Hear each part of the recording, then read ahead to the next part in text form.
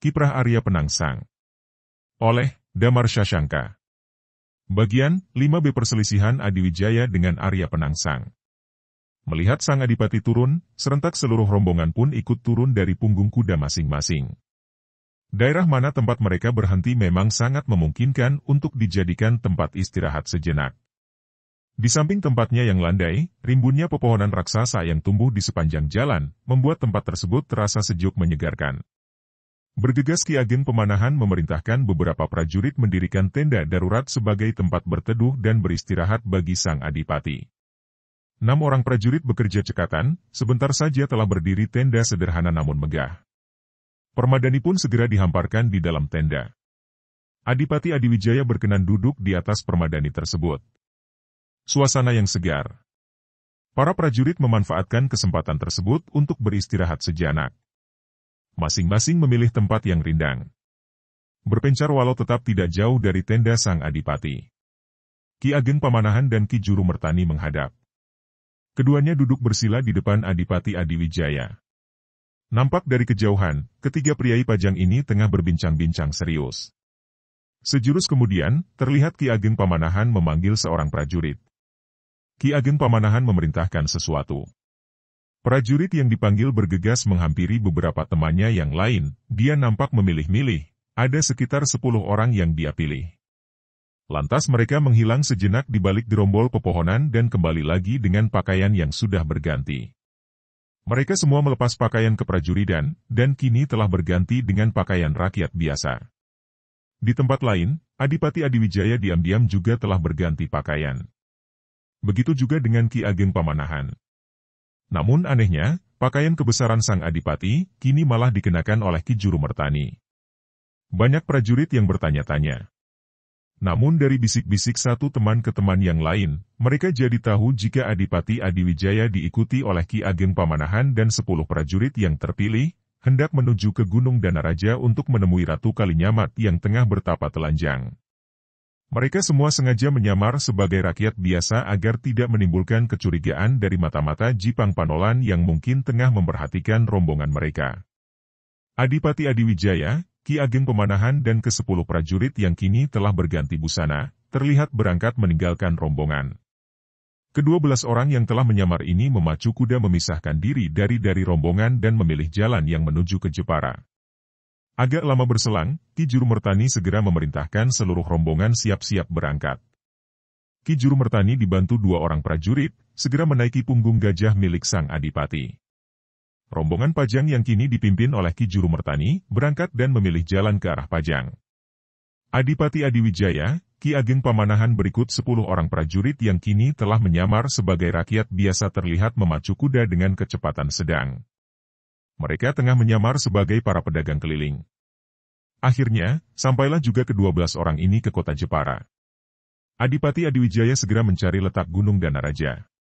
Sesuai petunjuk yang diberikan oleh prajurit Pajang yang sempat pulang ke Pajang untuk mengambil perbekalan makanan dan berbagai keperluan bagi Ratu Kalinyamat beserta seluruh yang mengawal dan melayaninya, Adipati Adiwijaya pun akhirnya berhasil menemukan lokasi gua tempat di mana Ratu Kalinyamat tengah menjalani tapa telanjangnya. Kedatangan ke-12 orang berkuda ini menimbulkan kecurigaan dari beberapa prajurit Pajang yang bertugas menjaga mulut gua. Mereka yang tengah bersembunyi di tempat-tempat strategis di beberapa sudut tersembunyi mulut gua, segera mempersiapkan diri. Sang pemimpin pasukan memberikan isyarat agar memasang anak panah pada busurnya. Anak panah telah terpasang, busur telah diangkat dan direntangkan, siap menunggu isyarat untuk dibidikan. Namun sang pemimpin prajurit memekik tertahan manakala tanpa sengaja mengenali 2 orang penunggang kuda yang tengah memacu kuda di barisan depan. Seketika itu juga, dia memberikan isyarat agar menurunkan busur panah. Dia segera keluar dari tempat persembunyian diiringi 4 prajurit yang lain. Menyadari kedatangannya telah disambut sedemikian rupa, Adipati Adiwijaya beserta rombongan terus memacu kuda lebih kencang ke arah atas. Ketika jarak antara prajurit berkuda dan ke-5 orang yang telah menyambut sedemikian dekat, Adipati Adiwijaya segera menghentikan laju kudanya. Ke-5 orang prajurit Pajang yang menyambut rombongan menghaturkan sembah hormat. Adipati Adiwijaya segera memerintahkan agar secepatnya seluruh prajurit mencari tempat yang tersembunyi untuk menaruh kuda masing-masing. Diiringi Ki Ageng Pamanahan dan dihantar pemimpin prajurit penjaga, Adipati Adiwijaya segera memasuki gua. Sang pemimpin prajurit memanggil seorang pelayan wanita. Sang pelayan memekik gembira melihat kehadiran Adipati Adiwijaya dan Ki Ageng Pamanahan. Beberapa pelayan yang lain segera menyadari akan hal itu, mereka semua segera mendekat dan menghaturkan sembah. Adipati Adiwijaya memerintahkan seorang pelayan wanita untuk menghadap Ratu Kalinyamat, mengabarkan kedatangannya.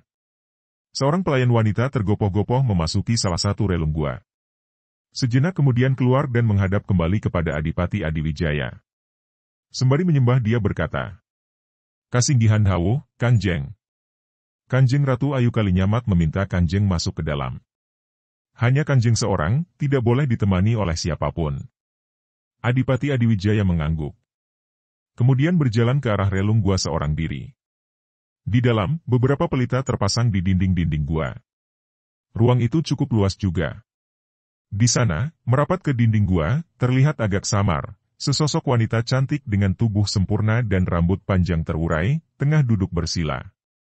Dan yang membuat Adipati Adiwijaya segera menundukkan muka, karena menyadari, sosok wanita cantik itu benar-benar telanjang bulat tanpa busana. Untung, kondisi ruangan yang cukup gelap dan hanya diterangi beberapa pelita, sedikit menyamarkan perwujudan telanjang tersebut. Namun walau bagaimanapun juga, jika mau melihat secara seksama, Adipati Adiwijaya sebetulnya bisa melihat tubuh itu secara utuh. Dengan menundukkan wajah, Adipati Adiwijaya memberikan sembah. Dan sosok wanita cantik yang tengah bersila itu pun membalas sembah Adipati Adiwijaya. Setelah berbasa-basi menanyakan kabar keselamatan masing-masing, Adipati Adiwijaya, sembari tetap menundukkan wajah pun berkata, "Kakang Bok Ratu Ayu, seyogianya Kakang Bok Ratu berkenan mengenakai kemben. Sangat-sangat segan hati saya jikalau harus berbincang-bincang dengan Kakang Bok sedangkan Kakang Bok dalam keadaan telanjang bulat sedemikian rupa." Dari balik giian rambut panjangnya, Ratu Kalinyamat tersenyum manis. "Maafkan aku Dimas, aku terpaksa tidak bisa memenuhi permintaanmu. Biarlah, selain almarhum Kang Mas Sunan Kalinyamat, cukup kamu saja laki-laki yang melihat aku dalam keadaan tanpa busana seperti ini. Sudah menjadi sumpahku, tidak sudi aku mengenakan busana lagi, jikalau Hyang Maha Agung belum memberikan keadilan kepada Arya Penangsang, pembunuh Kakang Mas Prawata dan Kang Mas Sunan Kalinyamat." Adipati Adiwijaya menghela nafas berat. "Kakang Bok Ratu Ayu, sangat prihatin saya melihat keadaan Kakang Bok. Sampai kapan terus telanjang tanpa busana? Selain tabu didengar orang banyak, sekali lagi, saya juga sangat merasa segan dan riku jika harus kemari dan tetap melihat Kakang Bok seperti ini." Ratu Kalinyamat diam sejenak, lantas mendesis lirih dan berkata, "Dimas, seharusnya aku yang mempertanyakan hal ini kepadamu. Tidakkah kamu kasihan, tidakkah kamu iba melihat aku? Melihat penderitaanku? Melihat ketidakadilan yang menimpaku?" Adipati Adiwijaya terdiam. Lantas membuka suara. "Jangan salah sangka Kakang Bok. Saya dan Dimas Sekaring Kedaton senantiasa memikirkan keadaan Kakang Bok Ratu Ayu di sini. Saya juga terus menimbang-nimbang bagaimana cara terbaik untuk menyingkirkan Arya Penangsang. Namun, kondisi di luar tidaklah memungkinkan bagi saya berhadapan langsung dengan Arya Penangsang secara terbuka. Bapak Sunan Kudus berada di belakang Arya Penangsang. Bapak Sunan Kudus sangat berpengaruh dalam Dewan Wali Sangha. Kakang Bok tahu sendiri itu. Sangat mudah bagi Bapak Sunan Kudus mempengaruhi keputusan Dewan Wali Sangha. Jika sampai Pajang berhadapan secara frontal dengan Jipang, bukan tidak mungkin, Bapak Sunan Kudus, melalui Dewan Wali Sangha akan memerintahkan Cirebon dan Banten bergabung dengan Jipang menghadapi orang-orang yang dinilai kafir seperti saya." Adipati Adiwijaya diam sejenak, lantas melanjutkan kata-katanya. "Sungguh, secara pribadi, saya sendiri juga sudah tidak tahan melihat kelakuan Arya Penangsang. Hampir saja saya bentrok secara langsung dengan dia. Hampir saja saya tidak bisa menahan diri." Dan Adipati Adiwijaya menceritakan pertemuannya dengan Arya Penangsang di pesantren Kudus. "Hyang Widiwasa masih berkenan mencegah saya berhadapan langsung dengan Arya Penangsang." Terdengar helaan nafas lembut dari bibir Ratu Kalinyamat, lalu dia berkata, "Dengar Dimas. Jika kamu benar-benar dapat menyingkirkan Arya Penangsang, aku bersumpah, disaksikan Hyang Maha Agung, disaksikan langit dan bumi, semoga aku akan menuai kutuk jika aku mengingkari sumpah ini. Dengarkan. Jika kamu mampu menyingkirkan Arya Penangsang, maka tahta Demak Bintara akan aku limpahkan kepadamu.